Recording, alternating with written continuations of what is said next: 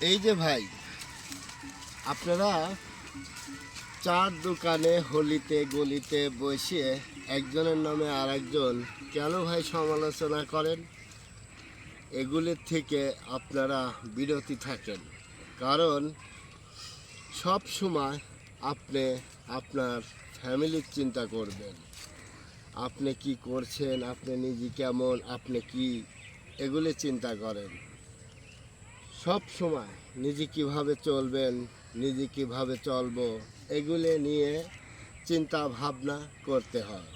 তাহলে কি হবে, দেখবেন আপনি, আমি, আরেকজন এইভাবে যদি চলি, তাহলে আরেকজনের সমালোচনা আমরা করার কখনোই টাইম পাবো না। কারণ বর্তমান মানুষ নিজেকেই নিয়ে নিজে ব্যস্ত থাকে। সাংসারিক কাজে, চলাফেরা, কি করব কি না করব, ইত্যাদি ইত্যাদি।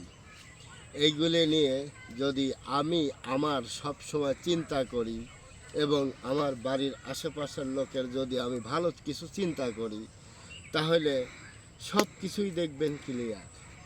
আর মানুষ হয়ে আর এক মানুষের নামে চার দোকানে বসে যদি তার নামে সমালোচনা করি, সেই বেটা যে পাপগুলো করেছে ওই পাপগুলো আপনার আমার ঘাড়ে এসে পড়বে যদি আমরা কারো সমালোচনা করি। অতএব আপনারা মানুষের সমালোচনা করার থেকে বিরতি থাকেন, দেখবেন ভালো থাকবেন। তাই আমি নিজেও কারো সমালোচনা করি না এবং আমি করতে পছন্দও করি না। এটাই আমার কালচার।